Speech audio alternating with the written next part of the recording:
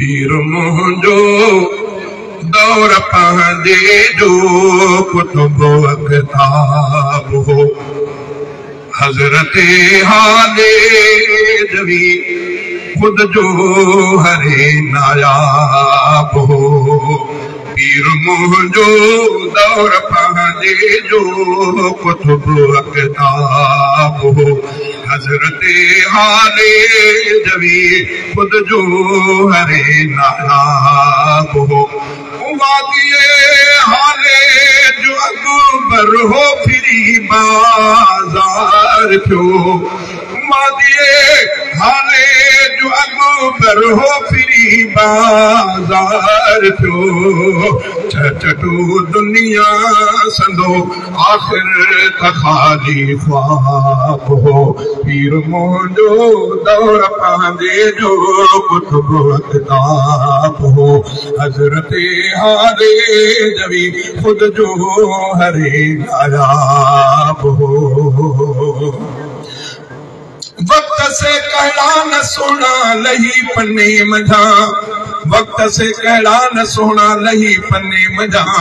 पंध कंदे हज़रत ॾिसी हर को बिनी सैराब हो साईं का हिकड़े दफ़े कहे साहिल पुछो सवाल साईं का हिकड़े दफ़े कहे साहिल पुछो सवाल आयो आहे हर महीने खाए हज़रत तू हिन साल काबे अंदर कान हुई का बुझी तोखा ॻाल्हि मिलिया थवके औलिया ऐं साहिब सचा हाल गौसी दर्जे जा वॾा के कुतुब जा मिदाल साईं साहिल खे चयो पुट सुण तूं मुंहिंजी ॻाल्हि हाजी सब हर महीने जा लाहू पिए लाल हाजी सब हर महीने जा लाहू पिए लाल पुछड़ो हिकड़ो मां हुयुमि बिल्कुल बदाफाल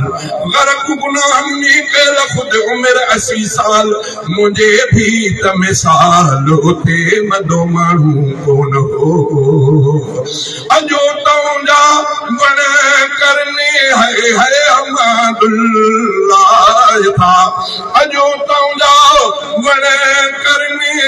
है हमादुल्लाह था कोट मस्जिद ऐं मदरसो बेहद ॾिठुम बिहार हो पीर मुंहिंजो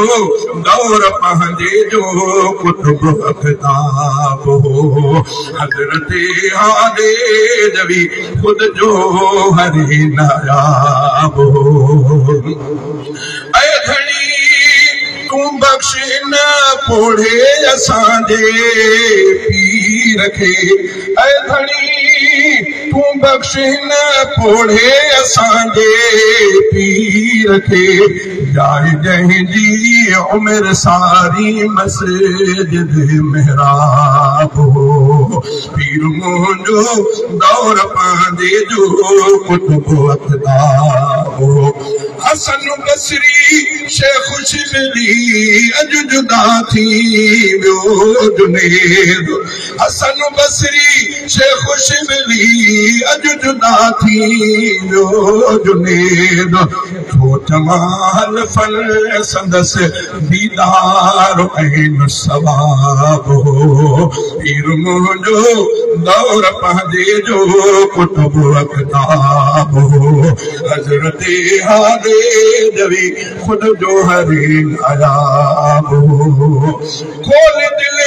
मसरूर कर तारीफ पंहिंजे पीर जी खोल दिल मसरूर कर तारीफ पंहिंजे पीर जी हिंद पाकिस्तान में मुर्शिद तुंहिंजो महताब हो